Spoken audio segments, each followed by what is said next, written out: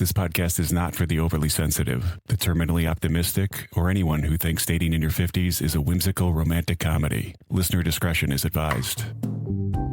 Warning, this podcast contains sarcasm and realism.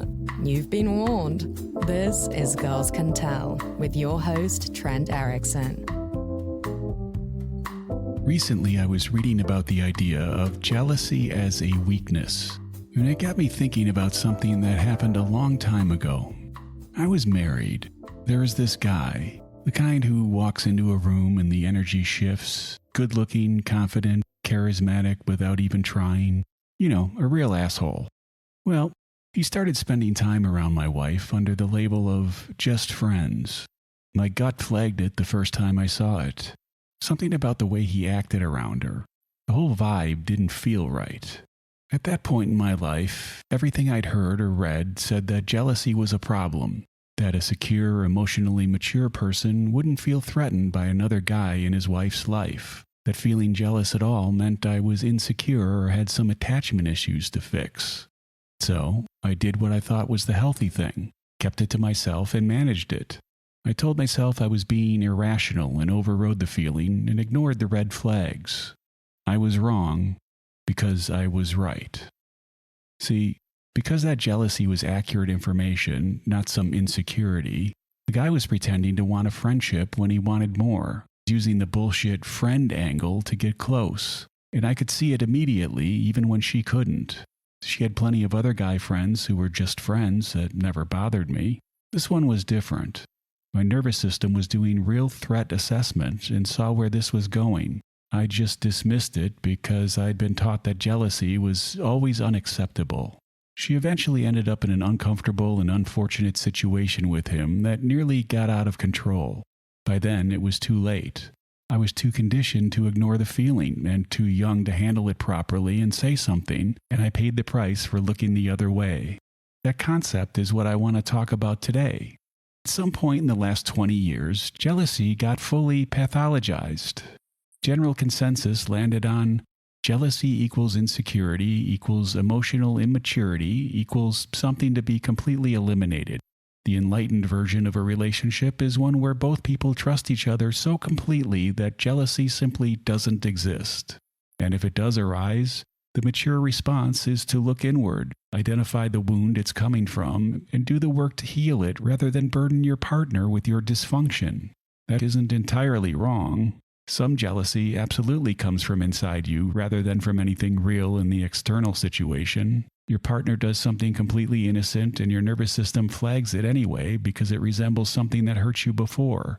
That's real and it happens. And acting on that kind of jealousy as if it's an accurate read of your current partner rather than accurate information about your own unresolved issues will unnecessarily cause real damage. But it assumes all jealousy comes from that place. It treats the feeling itself as the problem regardless of what's actually causing it, and convinces a lot of people to dismiss a signal that evolution has spent thousands of years building into human psychology for a very good and very specific reason. Jealousy didn't show up in human emotional architecture by accident. It developed because pair bonding, the ability to form exclusive attachments and protect them, gave our ancestors a huge survival advantage. Raising children, building stable units, sustaining cooperation over time, all of it works better with real commitment, and jealousy is the mechanism that protects that commitment when something threatens it. Like a sophisticated alarm system. Research on jealousy shows something surprising. Jealousy activates proportionately. It's stronger when the perceived rival is more attractive, higher status, or more compatible with your partner. It calibrates to the actual level of threat rather than firing randomly, which means your jealousy is doing an accurate threat assessment. It's your brain running a true comparison, evaluating the rival, the situation, the realistic risk, and adjusting its level accordingly. So your nervous system is doing a calculation that you should probably pay attention to. That's hardly a malfunction. When I felt what I felt about that guy around my wife, my brain was correctly identifying this specific person in this specific situation represented a bona fide risk. The assessment was right, the verdict was accurate, and the mistake I made was overriding it because I'd been told that having the feeling at all was the real problem. It wasn't. Dismissing it was. There are two meaningful, distinct kinds of jealousy. The first kind focuses inward. It comes from your history, your wounds, the last person who broke something inside you that hasn't fully healed. Your partner does something innocent, mentions a name, takes a little too long to respond, spends an evening you weren't part of, and something gets set off. And when you feel it, you know it's coming from you and from something outside this relationship. It's telling you something about where your attachment system currently is, what it's still afraid of, essentially, what it hasn't finished processing. And that's useful information, but acting on it as if it's about this person in this situation will cause a lot of problems.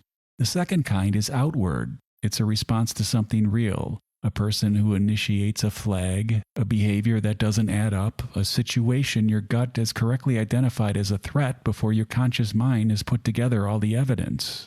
This kind is your alarm system working exactly as designed. The hard part is that from the inside, these two can feel very similar in the moment.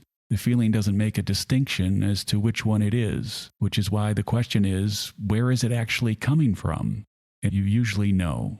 Even when the jealousy is the second kind, when it's pointing at something real and doing accurate work, the behavior and how you react is still your responsibility and a complete separate decision. Some people stay calm and investigate. They sit with the feeling long enough to understand what it's really telling them. Then they have an honest conversation with their partner from a place of honest curiosity rather than accusation. They trust the feeling enough to take it seriously without letting it get out of hand. Some people completely dismiss the feeling, calling it insecurity, put it out of their minds, and end up blindsided by something they were warned about in advance. Some people go simply apeshit. The jealousy turns into controlling behavior and start making accusations without evidence. They launch into surveillance and possession labeled as love. The feeling was maybe even justified, and the response destroyed everything anyway. The response to the alarm going off is the problem in those scenarios. Jealousy handled well is honest. It says the person matters to you, you have a stake in this, you're paying attention, and something feels off enough that it at least deserves the discussion. Jealousy handled poorly destroys relationships. It's the same feeling with completely different outcomes depending entirely on what you do with it. There's an interesting version of jealousy specific to modern dating. It's the kind that shows up before you have any right to feel it. You've been talking to someone for 2 weeks, nothing's official, you haven't even met yet, and they mention someone else in passing, a friend, a night out, a name that appears twice, and you feel it. That tightening, that flicker of something that has absolutely no business being there at this stage. On one hand, it's premature, and acting on it will make you look like a lunatic and end things before they even start. You have no claim, this person owes you nothing. Getting territorial at this point is one of the fastest ways to kill something that was developing naturally. On the other hand, it's telling you something about your own investment. You don't feel this about people you don't care about. The fact that it's happening this early means something real is happening on your end, possibly good information to have. The app environment makes this a particular kind of torture because you know, intellectually, that the person you're talking to is probably talking to other people simultaneously. That's just how it works. But knowing something and feeling something are different and don't always coordinate well. And feeling territorial about a situation you have no standing to be territorial about is one strange emotional experience that modern dating can produce. So probably just notice what it tells you about how much you already care, and then shut up and keep it completely to yourself until there's actually a relationship that warrants such a discussion. There's a trend that I think is pretty much one of the most ridiculous. There's a growing celebration of open relationships as the emotionally evolved alternative to monogamy. The argument goes that jealousy is a learned behavior based in ownership and insecurity, that truly secure people have transcended the need for exclusivity, and that the highest form of love is one so confident, so evolved, and so expansive that it isn't threatened by your partner being physically intimate with other people.